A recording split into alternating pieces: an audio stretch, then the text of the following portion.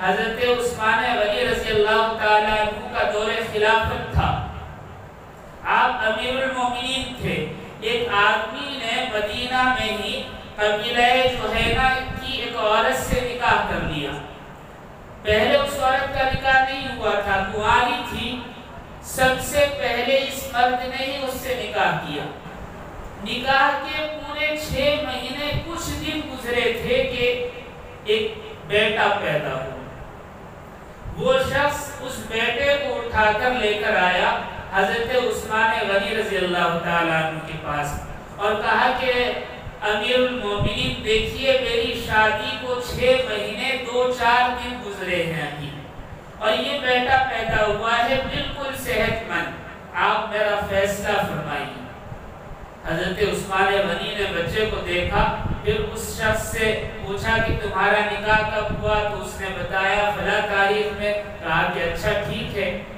تو پھر حضرت عثمان غنی رضی اللہ تعالیٰ عنہ نے فیصلہ فرمایا کہ یہ بچہ زنا کا ہے، 6 مہینے کا بچہ پورا نہیں ہوتا، لہٰذا اس عورت کو جس نے یہ بچہ جنا ہے زنا کی سزا دیتے ہوئے پتھر مار کر ہلاک کر دیا جائے، جیسا قرآن میں بیان کیا گیا ہے۔ یہ خبر جب مشہور ہوئی، حضرت علی کرم اللہ وجہہ دوڑتے ہوئے آئے اور حضرت عثمان غنی رضی اللہ تعالیٰ عنہ سے فرمایا اے امیر المومنین آپ نے کیا فیصلہ فرما دیا ہے؟ یہ فیصلہ تو مناسب نہیں ہے، یہ فیصلہ غلط ہے آپ کا۔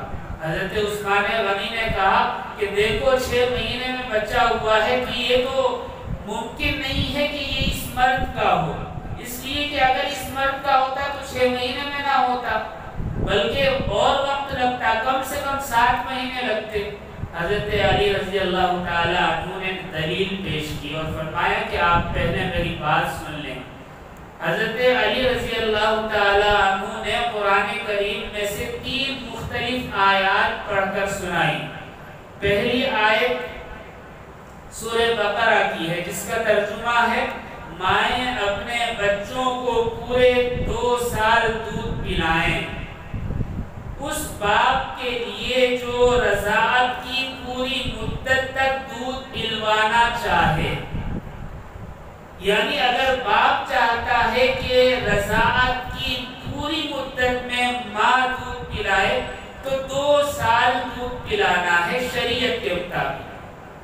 دوسری آیت پڑھی سورہ لقمان کی جس کا ترجمہ ہے 2 سال اس کا دودھ جھوٹنے میں لگے۔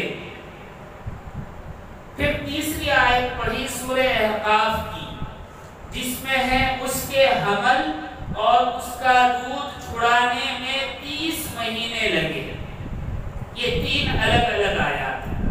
پھر حضرت علی رضی اللہ تعالیٰ عنہ نے فرمایا کہ دیکھیں 2 سال تو دودھ چھڑانے کے ہو گئے، اب قرآن کہہ رہا ہے کہ حمل اور دودھ چھڑانے میں 30 مہینے لگے، تو اگر اس میں سے دودھ پلانے کے دن 2 سال نکال دیے جائیں یعنی 24 مہینے تو 30 مہینوں میں سے صرف 6 مہینے بچتے ہیں، لہٰذا یہ بچہ اگر پورے 6 مہینے کا ہے تو بالکل صحیح ہے، زنا کا حکم نہیں لگا سکتے۔